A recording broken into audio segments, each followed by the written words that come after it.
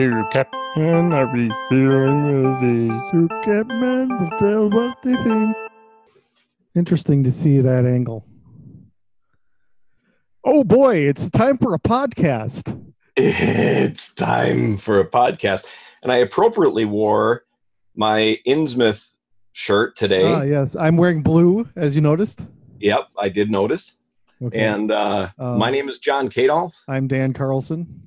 And we are Two Kept Men. We are. And we are here today for Shudder Club. Shudder Club.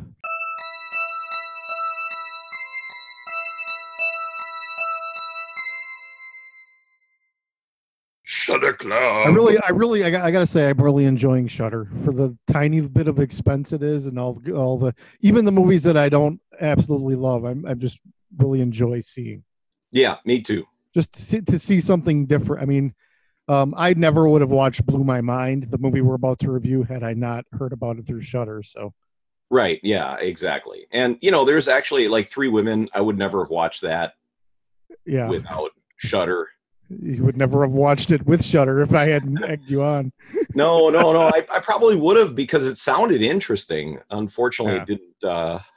It's what's nice is to see you occasionally not enjoying a movie, because for so many decades I'd see movies with you and you would come out and say, best movie I ever saw. Yeah. That was my mantra. That was like my modus operandi. Yeah. So Shudder Club is your multi-pass to a larger world where not all movies are good. Yeah, that is very true.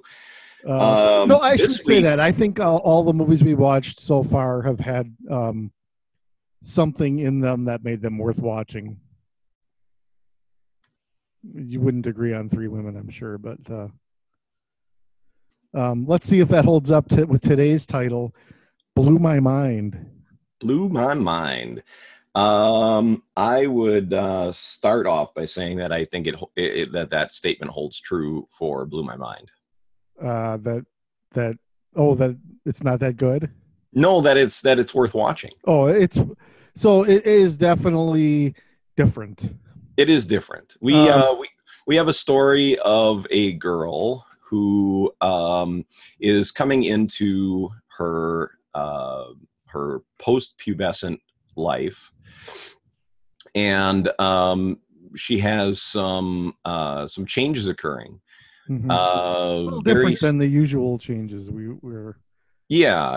I mean, uncommon hungers. And I don't just mean the fish from the fish tank. Okay. So I want to stop you right there. I don't mean to interrupt you, but sure. So there's a scene in Aquaman where Aquaman's mom, when she first meets her boyfriend, is staying at his house. He's just saved her life, and she wakes up and sees fish in the fish tank, and she tries to grab one and eat it.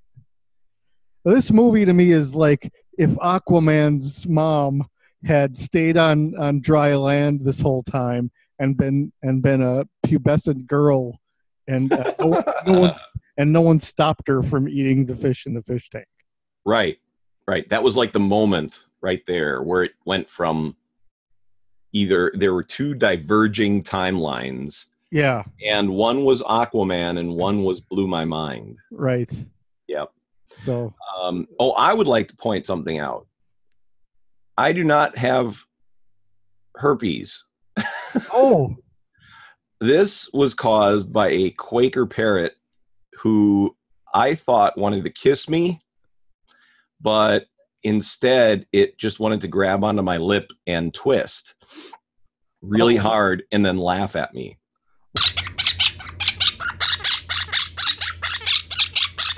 Likely story. No, it happened. Oh, we have this delightful Quaker parrot at work, and I know this is off track, but this is worth talking about. Okay, so the story of this thing is that somebody came in, they had found this bird, it was injured, it was probably caught by a cat or something, and it had its neck torn really bad, and it was bleeding. Ooh. And so we took it to the vet, even though it wasn't our bird or their bird or anything else. That's kind of our thing is, where I work, if there's an animal in need, we take care of it. And that's so great. we went and rushed it off to the vet and had it taken care of. And so now we're caring for it until it is healthy again. And then one of the employees is going to adopt it. I wanted that employee to be me, but I really can't have another pet. There's no way. But this bird has really kind of grown on me, and it talks to me. It has conversations. It mumbles. It actually talks. It kisses me usually, and cuddles up in my hair. Yeah. Well, anyway, so I immediately, the first day that I saw it, when I got back from my days off, I started holding on to it, or, letting it step up on my hand and talk to me and stuff like that. And finally, I started getting it talking. No one else at the store had been able to do that. And all of a sudden, I don't know why, I just went beep, beep, and then it said it right back. It's more like a bop, bop. But, and then it says, what you doing? It says peekaboo. And I taught it how to say kiss, kiss, and then make the kissing sounds. And then yesterday it started yelling at me incoherently. And I said something to it, and I can't remember what it was I said, but that set it off. So I have a feeling it was something that the previous owner used to say to it. And it probably thought of it and then decided, hey, you're not my owner, and wanted to leave. But no, and so it mumbles with me. If I go up to it and I go, hey, what you doing? What do you want to talk about today? It'll start doing the same kind of sounds and look down at me like this and teach it to say Shudder Club. Huh? Teach it to say Shudder Club. Then we can. Oh, I will. It'll probably still be in our store for the next 2 weeks or so. So I'll teach it how to say Shudder Club. Oh, nice. Okay. So, anyways, that's a cool story. Yeah, but it's way off track. Being that you're an animal caretaker. Yeah. How'd you feel about the consumption of live goldfish in this movie? Well, they weren't goldfish. Most of them were tetras, but since they weren't actually being eaten, I didn't care. But do we know that they weren't, or no? Yeah, because the fish that she had sticking out of her mouth were a lot bigger than the fish that were in the tank. Oh, and okay. the fins that were sticking out were not tetra fins. And so yeah, it was obvious that they weren't actually being eaten. But so I don't like any kind of animal cruelty in a movie. No. So, and really, that's the only scene that there's only really two scenes that qualify this as a horror film. This is like our fourth movie in a row that is barely a horror movie. Barely, it's like Shudder Club reviews, barely horror movies. Yes. I mean, we've talked. This basically feels like an indie drama, and it just happens to have a transformation going on. Which is kind of a metaphor for changes that the girl is going through, I guess. And I guess it's more. I guess if you wanted to call it a horror, it'd be an emotional horror movie for prepubescent girls. I think the target audience is probably women who can look back on. I mean, that this is just based on other reviews I've seen. They said that they could relate to the feelings of angst or whatever that are in this movie. So yeah, I guess we're probably not the target audience for it. Well, and that's okay. It's still, and that is okay. It was still pretty. I mean, I found it interesting. So let's get into it. Okay, so her name's Mia, and she's going through puberty and discovering boys, and well, an important factor is that the family just moved. They just moved. She doesn't have any friends. Right. She started a new school, and she sees this group of kind of badass chicks who are mean girls, basically. What? Well, I wouldn't say they're the mean girls. I wouldn't say they're actually the mean girls, because they actually more feel like lawbreakers. Yeah. They get into trouble. They smoke. They drink. They have sex. Shoplift. They shoplift, and encourage her to do so as well. Yeah. And so it starts out where, you know, she wants to become part of this group and doesn't know how, and eventually she just walks up and asks them if they have a light, you know, just I guess kind of prove that she's not straight-laced.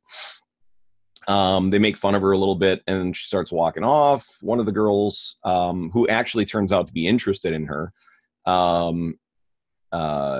calls her back and then goes and talks to her and stuff like that. So yeah, they kind of realize that she's kind of one of them. And she starts hanging out with them, drinking, doing drugs, Molly, I believe, if I'm mistaken. And then she starts like she has her friend forge her dad's signature to go on a school trip. Mm-hmm. And this is kind of really one of the why is she not allowed to go on the trip again? Because she stayed out all night or something. No, she devoured fish out of the fish tank. Oh, that's right. She was grounded for devouring her mother's fish, her stepmother's fish, I think. Yes. And you know, so she wasn't allowed to go to Coney Land or whatever it was called. I think their version of Coney Island. I think their version of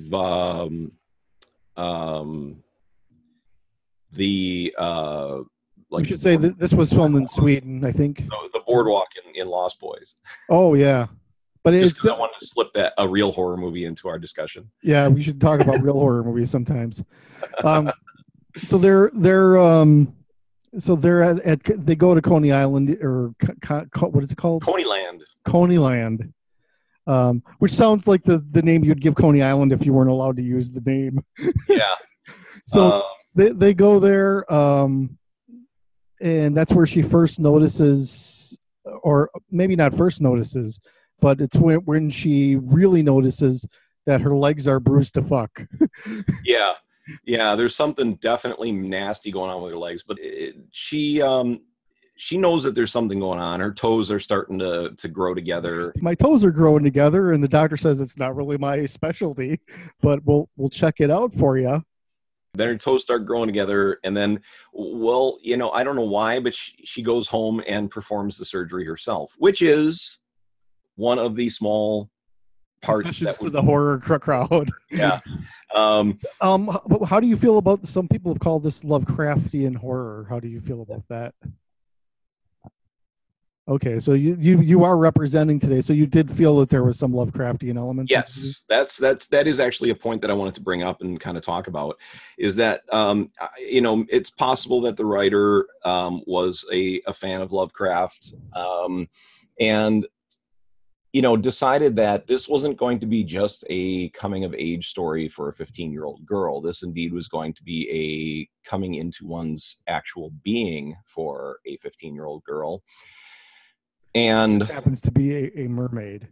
Right. Yeah. And so she, you know, she goes through these changes, both physically. She ends up having her period for the first time in the story as well.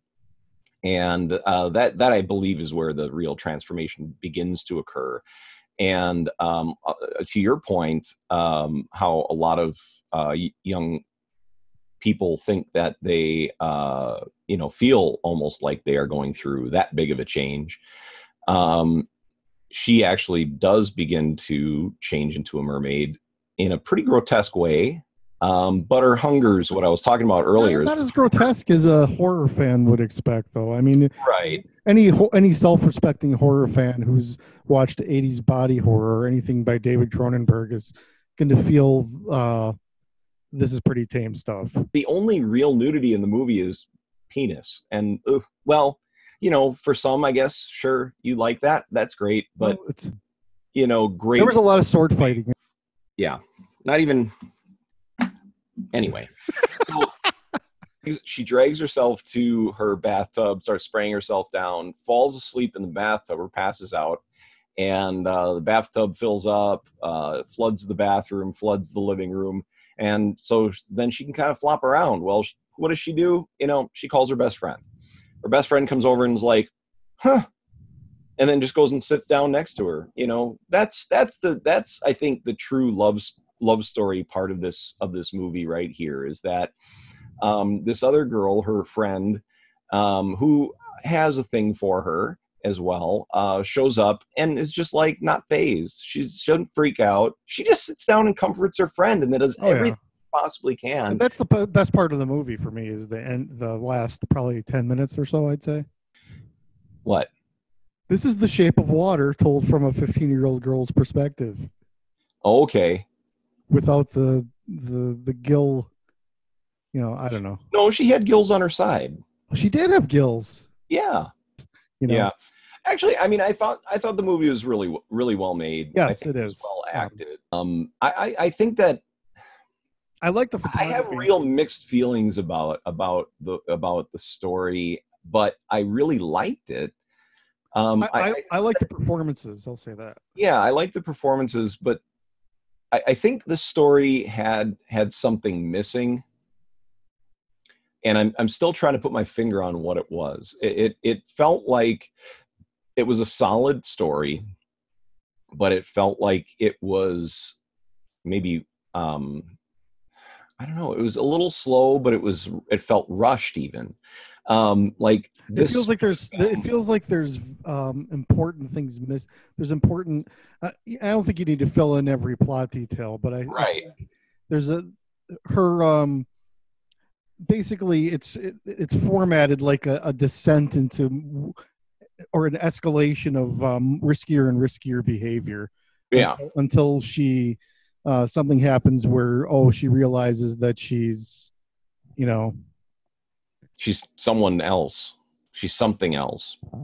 But I guess what it is I think they should have taken less time in the long drawn out party scenes. And I think they should have spent more time on the idea of transformation. Sure, some people might argue that the long drawn out party scenes were a focus on transformation. However, being what they like to classify as a horror movie, I don't even know if the original people intended it for it to be a horror movie. I don't think that if you ask the director, I don't think she would ever call this a horror movie. Right. Well, I think that it has some elements that'll be of interest to Shudder fans, and I'm glad Shudder's carrying it. Like I said, I'm happy to have seen it, but it's definitely right on the line there, where not really a horror. It's not really no. I agree with you there. It's not really a horror movie. I think it's a well executed film, but like we both have agreed, there was stuff missing. I think they focused a little bit too much on her human side. I think even if you're going to make an escalation of riskier and riskier behavior, like we're talking about, you still it needs to feel like it's escalating rather than it just feels like a series of random events.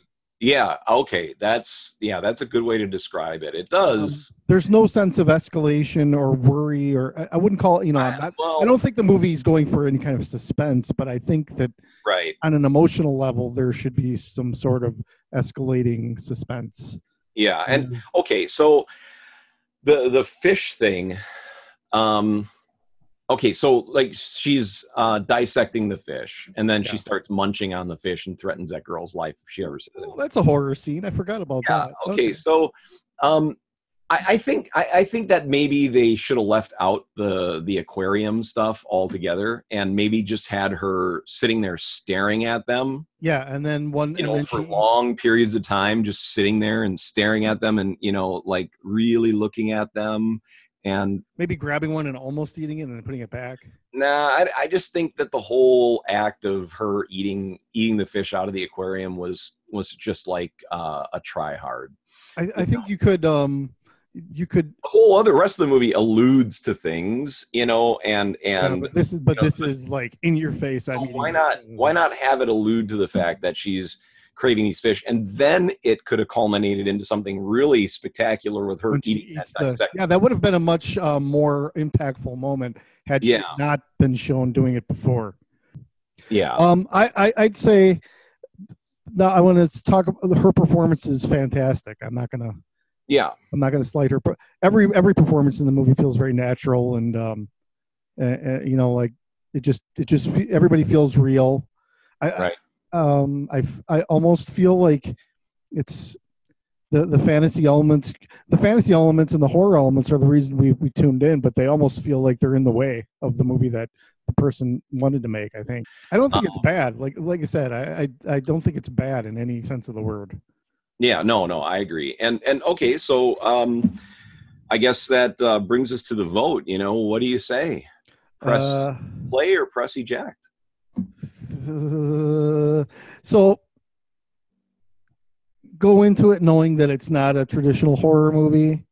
Go into it knowing it's more like a drama. Did you go into it knowing that? No, I didn't, and I was. I couldn't say I was disappointed, but I felt like had I watched it with other people, that the other people in the room would have been looking at me like, "What do you got me watching?" You know what I mean? Click play, but know that you're not really watching a horror movie. I also say definitely click play. It's worth watching once.